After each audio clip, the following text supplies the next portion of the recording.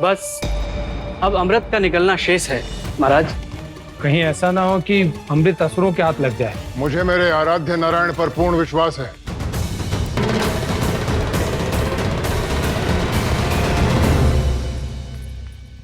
वो जो भी करेंगे धर्म और न्याय के पक्ष में करेंगे।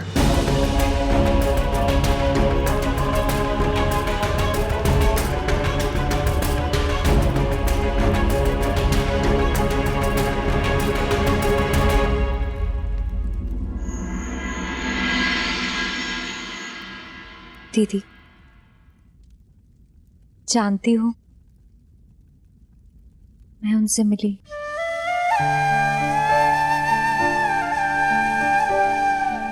वो मेरे सामने थे।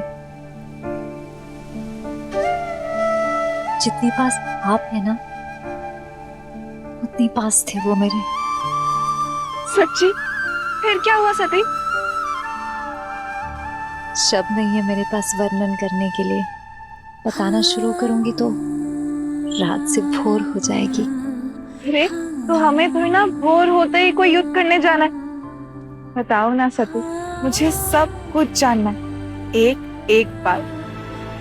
पता है दीदी, जब मैं कैलाश के उपवन में गई, ऐसे लगा ही नहीं कि मैं वहां पहली बार आई हूँ। सब कुछ जाना पहचाना लगा, कैलाश भी, शिव भी।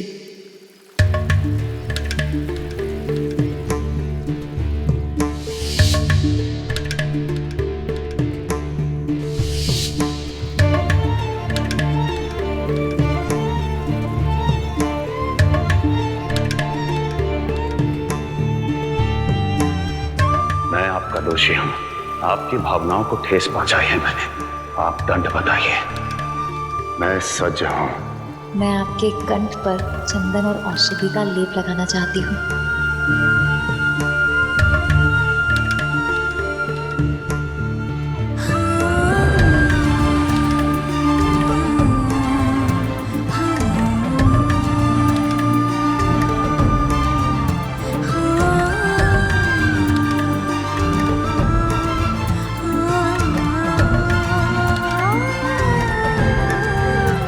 सच में सती, तुम्हारी प्रेम गाथा सुनते सुनते रात से भोर हो गई, किंतु तुमने सबसे महत्वपूर्ण बात तो बताई नहीं।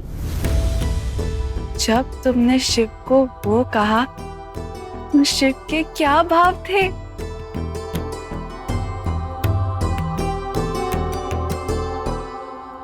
वो क्या? अरे वो जो तुमने पिताश्री को कहा, माताश्री को बताया, जिसके कारण तुम सबसे छुपकर पिताश्री के दंड का संकट अपने सिर पर लेकर कैलाश गई थी। वही कि तुम शिव से प्रेम करती हो।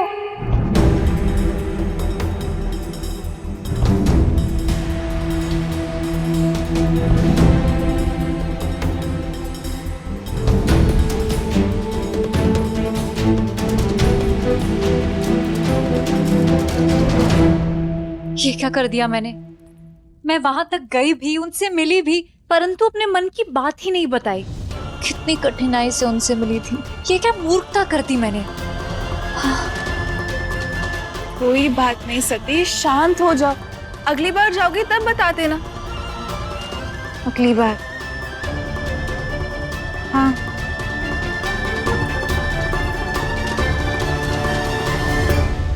आपके माता पिता ने आपको अपने कक्ष में रहने के लिए कहा, परंतु आप उन्हें बिना बताए यहाँ चली आई।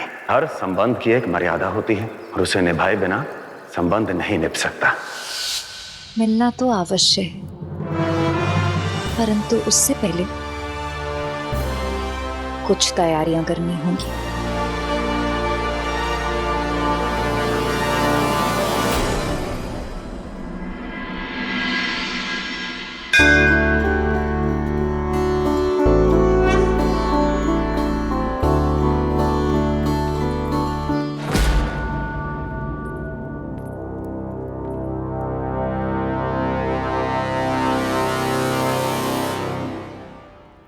तुम्हारे हाथों में बेलपत्र के स्थान पर आराध्य नारायण के प्रिय पुष्प देखकर अच्छा लगा। नारायण मेरे भी तो आराध्य हैं पिताश्री।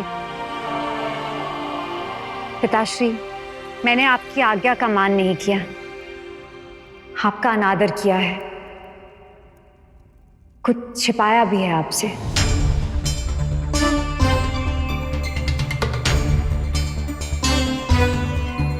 तो अब बताने का कारण?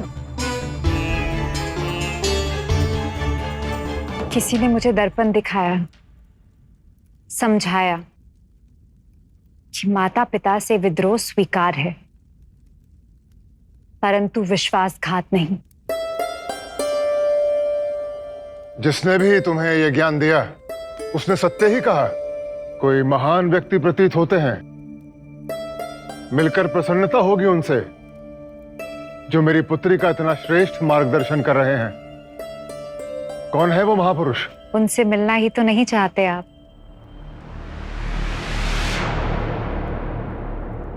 शिव शिव शिव।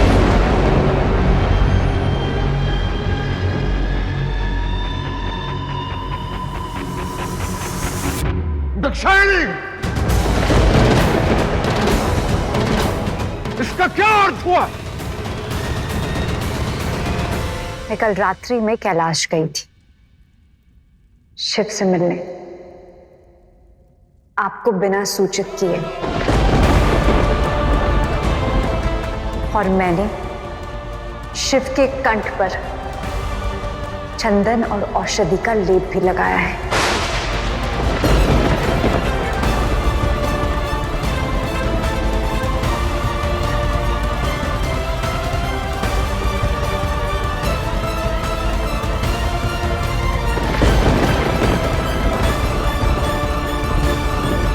ये क्या अनर्थ किया है तुमने? आधी रात को एक अविवाहित लड़की का एक पराये पुरुष के पास जाना, इसका अर्थ समझती हो तुम? तुम्हें लज्जा नहीं आई? लज्जा कैसी माता? शिव मेरे लिए पराये नहीं है। और रही बात स्पर्श की, तो जो मेरे रोम रोम में है उसे स्पर्श करने में कैसा दोष?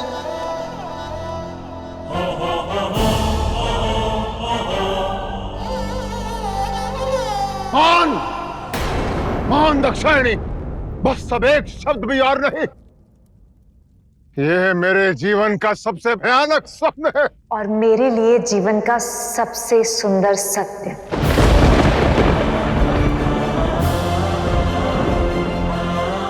कल की घटना के पश्चात मेरे मन में शिव के लिए प्रेम, आदर कई गुना बढ़ चुका है, क्योंकि उन्हें इस बात की चिंता नहीं थी कि हलाहल के पान के कारण उनके प्राण जा सकते हैं, परंतु इस बात की चिंता थी कि एक पुत्री रात्रि में अपने माता पिता को बिना सूचित किए बाहर जाएगी तो माता पिता का मान जाएगा।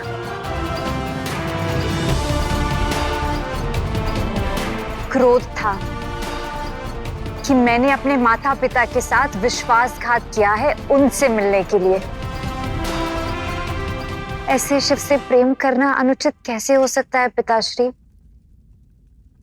जो उसका भी सम्मान सोचे जो उनको शत्रु मानता है?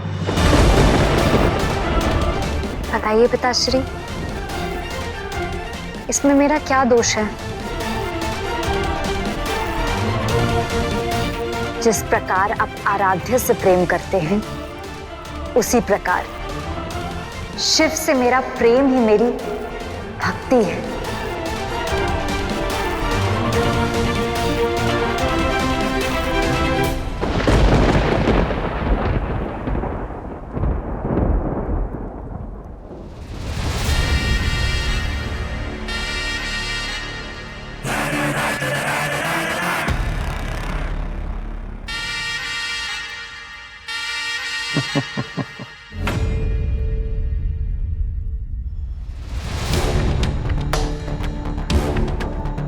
अभी तक मैं केवल स्नेह का प्रयोग कर रहा था, परंतु अब प्रतीत होता है कि मेरी दिग्भ्रमित पुत्री को उचित मार्ग पर लाने का केवल एक ही उपाय शेष है। तुम्हारा विवाह, तुम्हारा विवाह, तुम्हारा विवाह, तुम्हारा विवाह, तुम्हारा विवाह।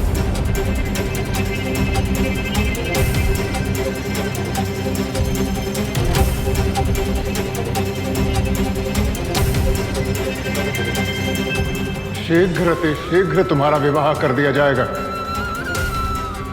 और तब तक सैनिकों की तीव्र दृष्टि सदैव तुम पर रहेगी। सेनापति, अब से कुमारी सती की हर गतिविधि की जानकारी मुझे होनी चाहिए और तुम भी ध्यान से सुन लो और समझ लो। इस महल से बाहर अब तुम केवल विवाह के पश्चात ही जा सकोगी।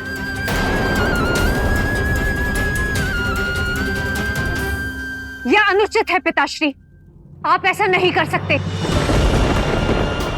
आप मेरी इच्छा के बिना मेरा विवाह नहीं करा सकते। मैं ये बंधन तोड़ दूंगी।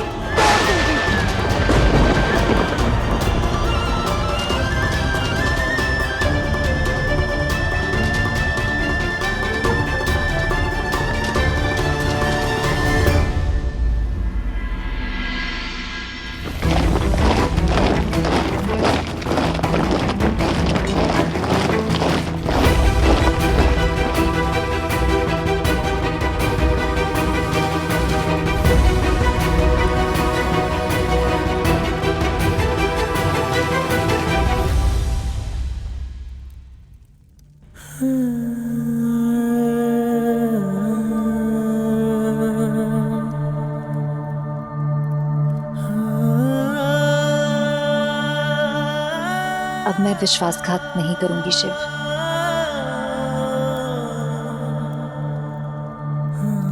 अब मैं विद्रोह के साथ समर्पण करूंगी। मुझे मार्ग दिखाइए।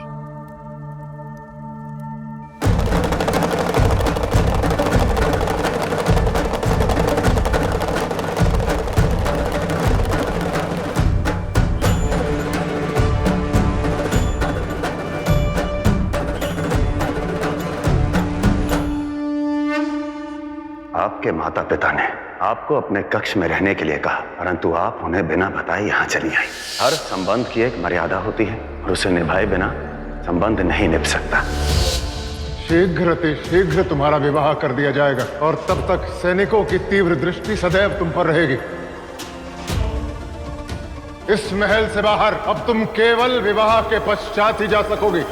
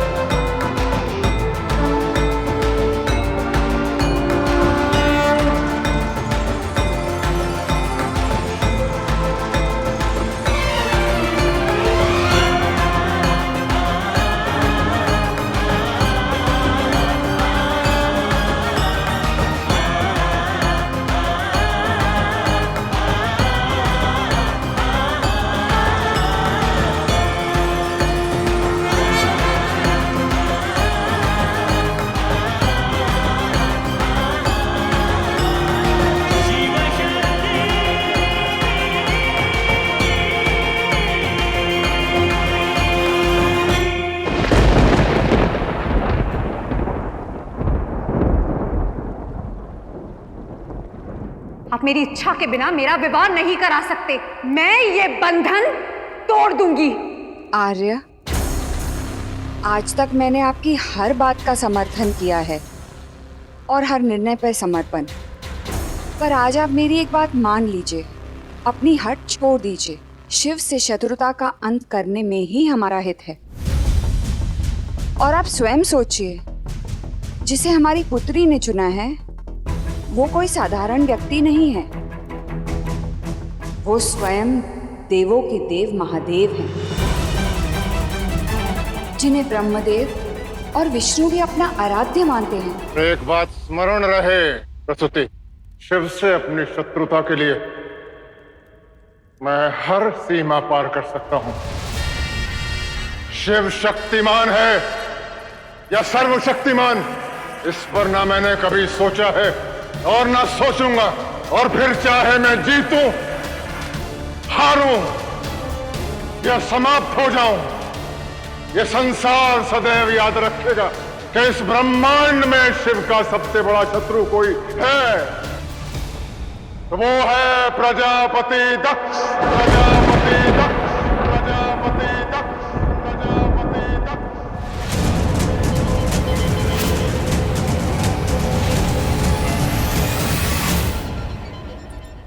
पिताश्री क्रोध में कुछ अनर्थ ना कर दे। मुझे पिताश्री की चिंता नहीं है,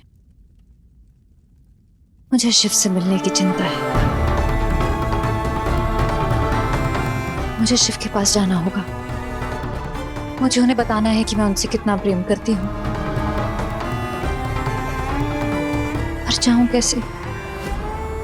तुम्हारे शिव का शत्रु, तुम्हारे महादेव का शत्रु, उस अघोरी का शत्रु, कपालिक का शत्रु, उस षड्यंत्रकारी का शत्रु मैं, प्रजापति दक्ष।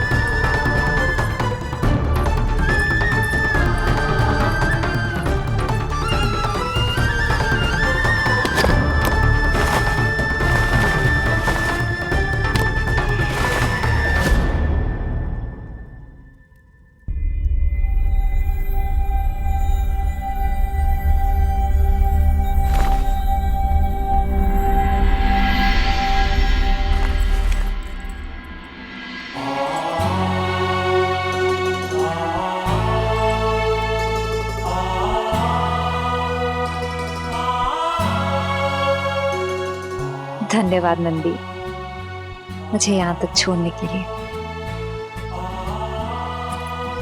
माता, माता रुकिए।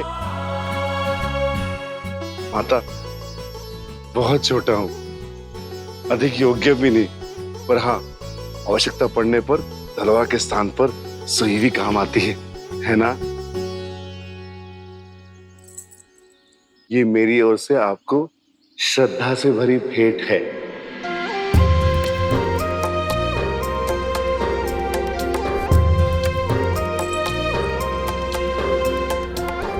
इसे मुट्ठी में बंद करके आप जो भी कुछ बोलेंगे मैं सुन लूंगा, और मुझे पुकारोगे मैं आपके समक्ष आ जाऊंगा। हमारी मित्रता भी है और मैं आपका सेवक भी, इसलिए मित्र को मित्र तक और सेवक को अपने आराध्य की पुकार सुनने की सुविधा होनी चाहिए, है ना माता?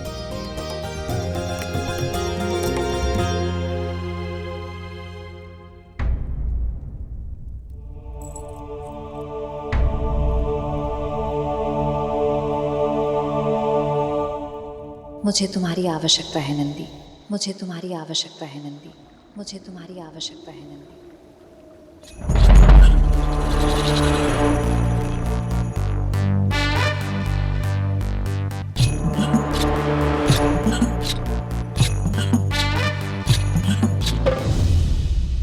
प्रभु, मुझे आज्ञा दीजिए, मुझे जाना होगा। कहाँ जाना है नंदी?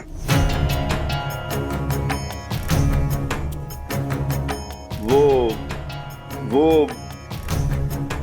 मुझे किसी ने पुकारा है। उन्हें मेरी सहायता की आवश्यकता है। किसने पुकारा है?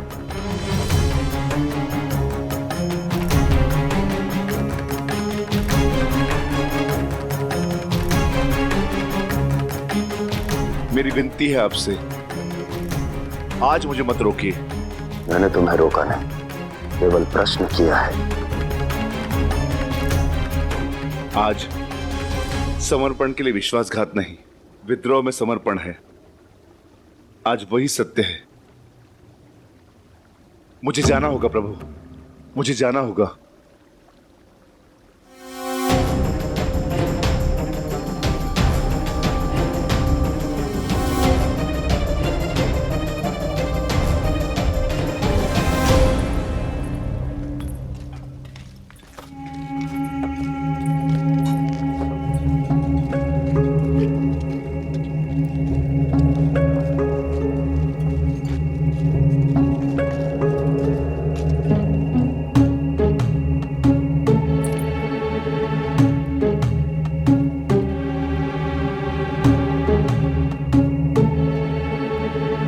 नंदी, तुम कब आओगे?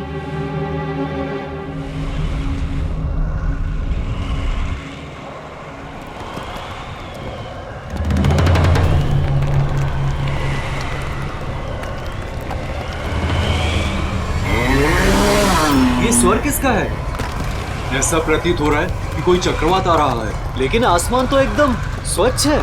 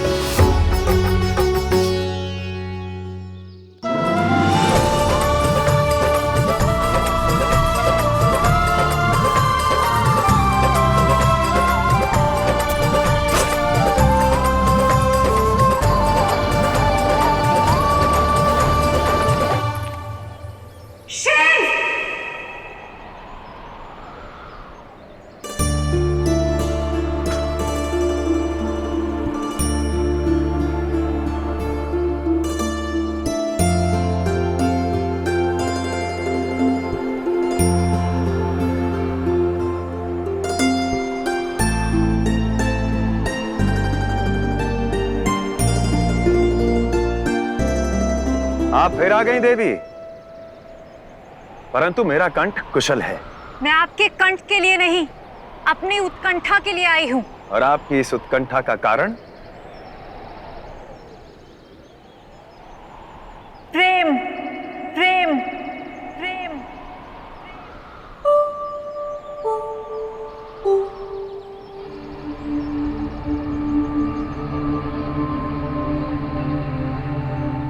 ये प्रेम का बंधन मुझे यहाँ खींच लाया है, यही बताना है आपको। प्रेम, प्रेम किया ये बड़ी बात नहीं देवी। प्रश्न ये है कि किससे किया? शिव से। मैं आपसे प्रेम करती हूँ शिव, मैं आपसे प्रेम करती हूँ शिव, मैं आपसे प्रेम करती हूँ शिव।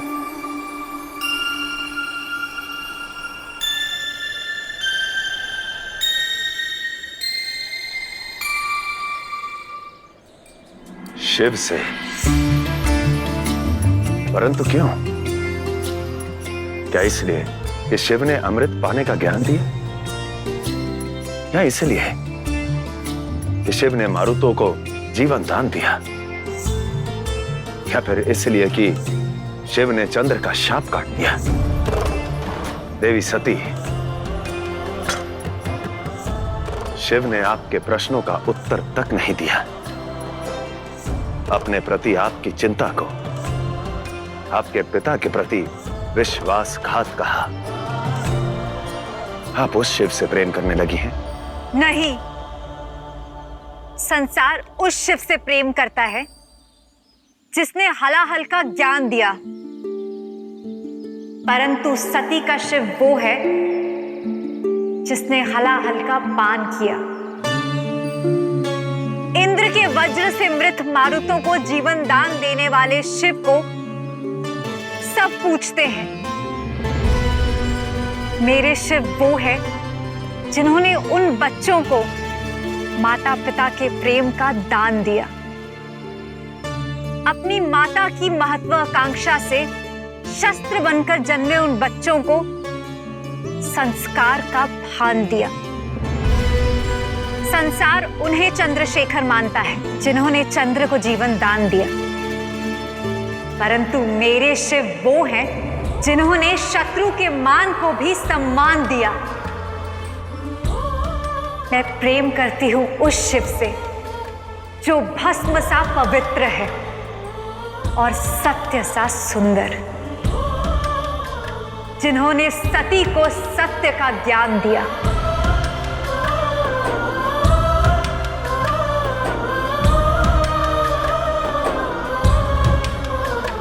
मेरी पुकार सुन रहे हैं ना शिव?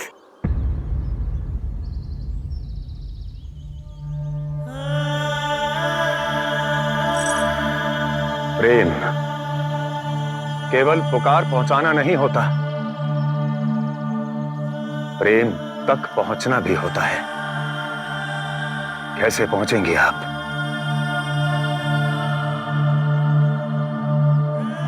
हमारे बीच की ये खाई देख रही हैं देवी? ये प्रतीक है हमारे जीवन शैली की, हमारे अस्तित्व के बीच की।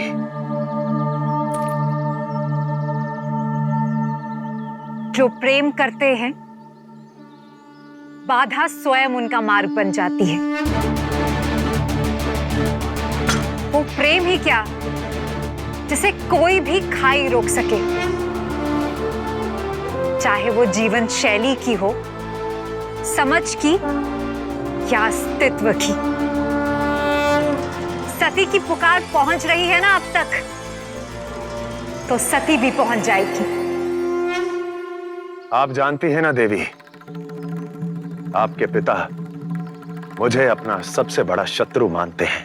जानती हूं, देवऋषि के शब्द का अर्थ भी जान गई हूं। ये दृष्टिकोण है। प्रेम से देखो तो संसार को जीवन का ताप देने वाला भी सूर्य है, और घृणा से देखो तो शरीर को झुलसा देने वाला भी सूर्य है। मुझे मेरे मन को ऊर्जा देने वाला सूर्य मिल गया है शिव।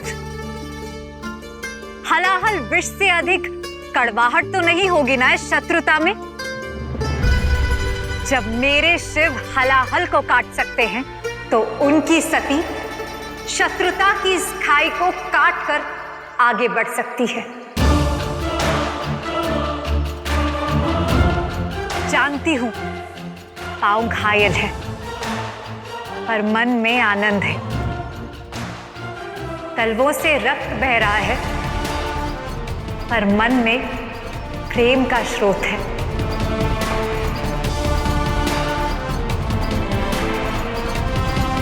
आज समर्पण में विश्वासघात नहीं, विद्रोह में समर्पण है।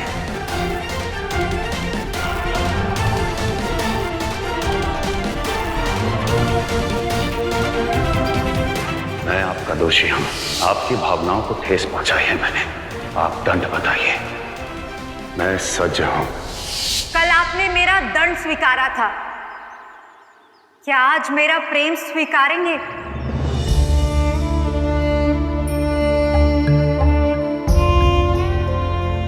उत्तर दीजिए शिव, क्या आपको मेरा प्रेम स्वीकार है?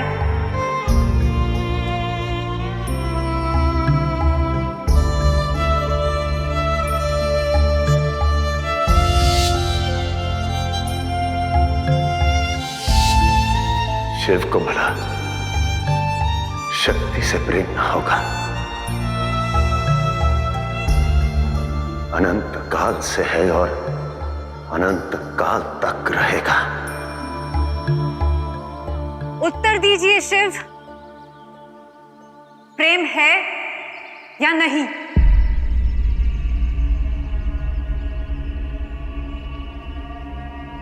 शिव का साथ और साथ रहकर चलने का मार्ग संकटों से भरा है देवी सती।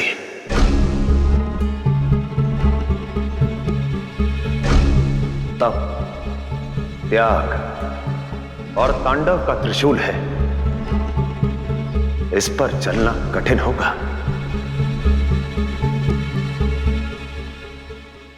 तो मैं परीक्षा दूंगी, तो मैं परीक्षा दूंगी, तो मैं परीक्षा दूंगी।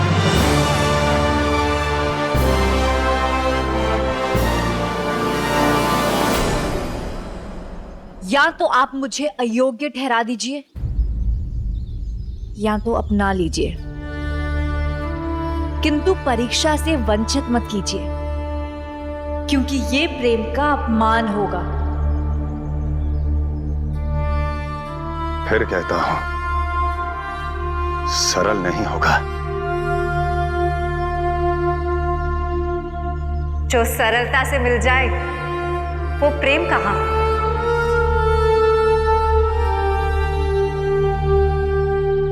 जिसे प्रेम पर विश्वास है वो परीक्षा से भयभीत कहां होता है शिव? विश्वास का पथ दिखता नहीं पर कभी साथ नहीं छोड़ता।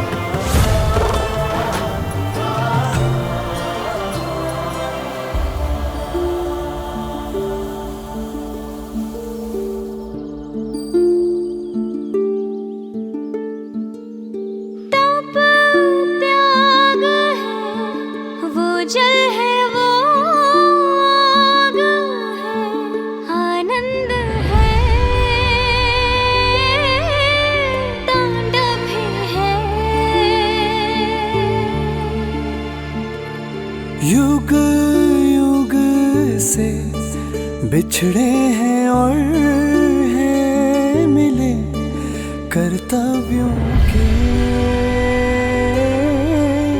पथ पर चले। सारी सृष्टि सार है जग का, धरती अंबर बनाए है जो हर दिशा। शिव और शक्ति है साथ में जो सदा, ये प्रेम ज्योति जलाए मन में सर्वदा। जटाओं में गंगाधारा शिव ने अपनी उतारा है, जहाँ जहाँ शिवा शिवानी है वहाँ। शिव अपूर्ण है, शक्ति स्वयं पूर्ण है, ऐसा प्रेम डोर है जो टूटे ना। है ये एक दूजे से, है ये एक दूजे में, कुछ ना एक दूजे के है बिना।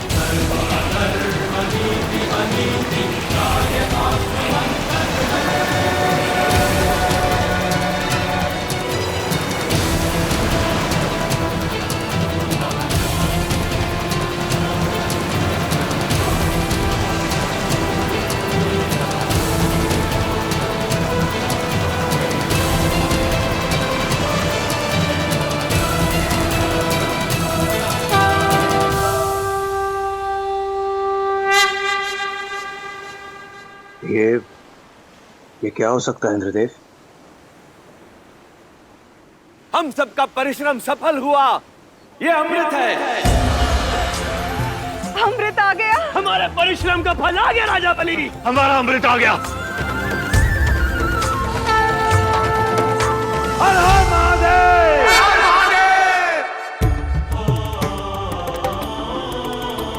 मेरे निर्जीव होते मन को शिव रूपी अमृत मिल गया।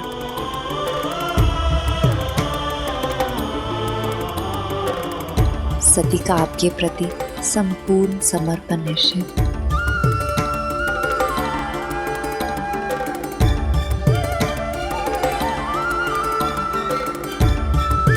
जहां सिर झुकाना पड़ जाए वो प्रेम नहीं।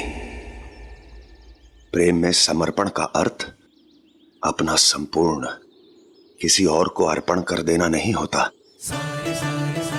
प्रेम में समर्पण का अर्थ दोनों ओर से समान अर्पण होता है। इसलिए आप सदैव मुझसे दृष्टि उठाकर बात कीजिएगा।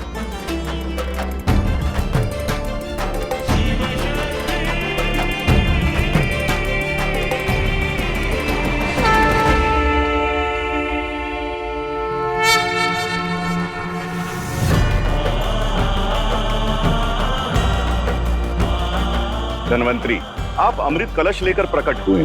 अमृत आयु आरोग्य बढ़ाता है, इसलिए आप आयुर्वेदा के देव कहलाएंगे और पृथ्वी लोक पर आपकी भूमिका जीवन को आरोग्य करेगी। और हाँ नारायण, अब अमृत वितरण का समय हो गया है और महादेव ने यह कार्य आपको सौंपा है। समय आ गया है सर्वानु। हाँ राजा बलि, इस अमृत पर हमारा अधिकार है।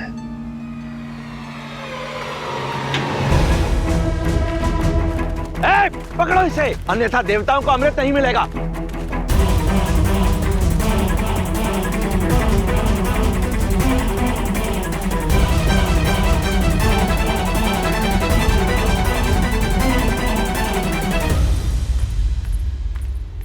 आपके पुत्रों ने फिर से छल किया है दीदी। समुद्र मंथन के नियमों का उल्लंघन किया है उन्होंने। अमृत के वितरण होने से पूर्व ही उसे छीन लेना चाहते हैं।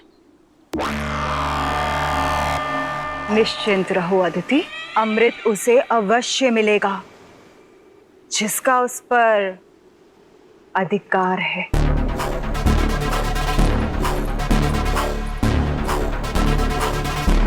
देवताओं को तो उनकी लक्ष्मी मिल गई, भाग्य मेरे सामने बाहें फैलाए खड़ा है, तो मैं उसका अपमान क्यों करूं? नियति के रास्ते में मैं रुकावट क्यों डालूं?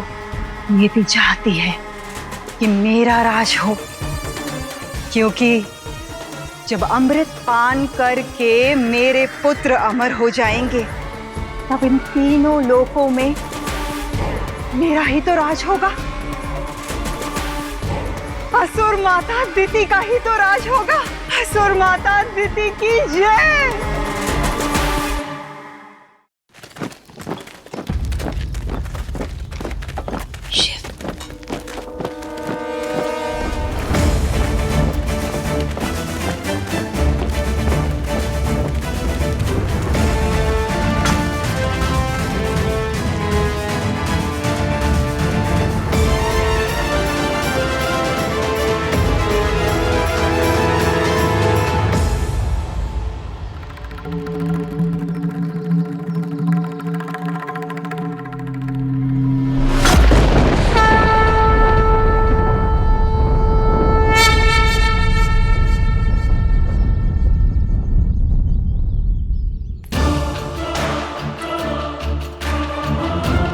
ये पिताश्री के सैनिक हैं।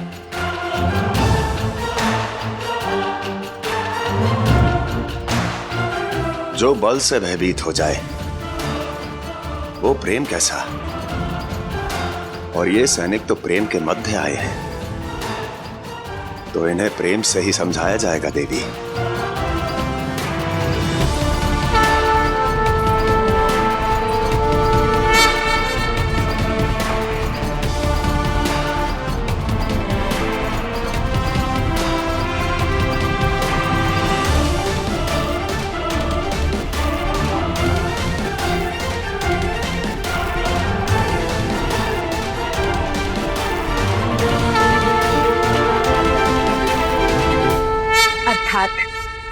प्रेम रूपी अमृत को पाने के लिए भय के हलाहल को काटना ही पड़ता है ना शिव?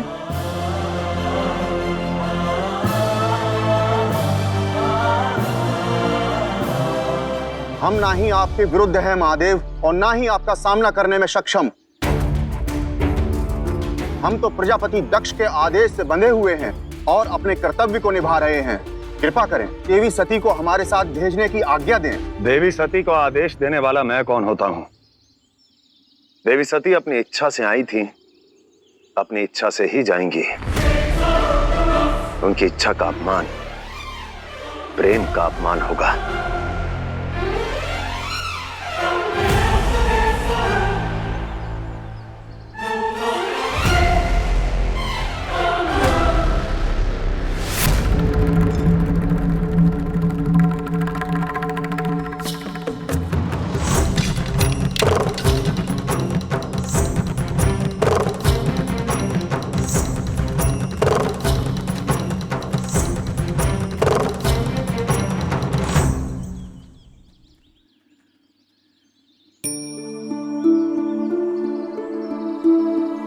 सैनिकों ने अपना कर्तव्य निभाया है सती, प्रेम को सम्मान दिया है। अब आपकी बारी है, जाइए एक पुत्री होने का धर्म निभाइए और सैनिकों के कर्तव्य को भी सम्मान दीजिए। जाऊंगी, परंतु उससे पहले आपको एक वचन देना होगा।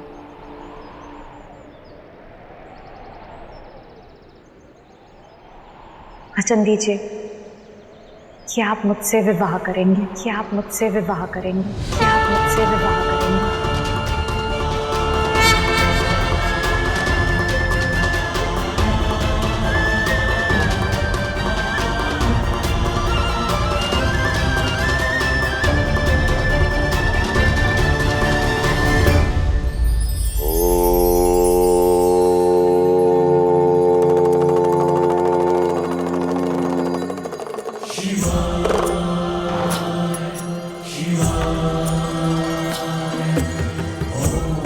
प्रातःकाल जब सूर्योदय होता है तब सब उसकी पूजा करते हैं, परंतु वो रुकता नहीं, अपने मार्ग पर चलता रहता है। जब दोपहर को उसका ताप सबको जलाता है तब सभी उसकी निंदा करते हैं, परंतु वो तब भी अविचल चलता रहता है। सांझ को डूबता है एक नया प्रकाश लाने के लिए। सूर्य यदि प्रशंसा और निंदा की चिंता करने लगे तो इस संपूर्ण संसार को प्रकाश देने के अपने लक्ष्य को कैसे पूर्ण करेगा? उसी प्रकार जब आप कोई कार्य में लगे तो उसे सूर्य की ही भांति पूर्ण शक्ति के साथ करें, उसमें तपें, बढ़ें विश्वास के साथ, क्योंकि प्रशंसा अभिमान देगी और निंदा निराशा लाएगी। ना प्रशंसा का मोह, ना निंदा का भय, केवल अपने कर्म पर विश्वास कीजिए। अपने लक्ष्य तक पहुंचने की केवल यही एक कुंजी है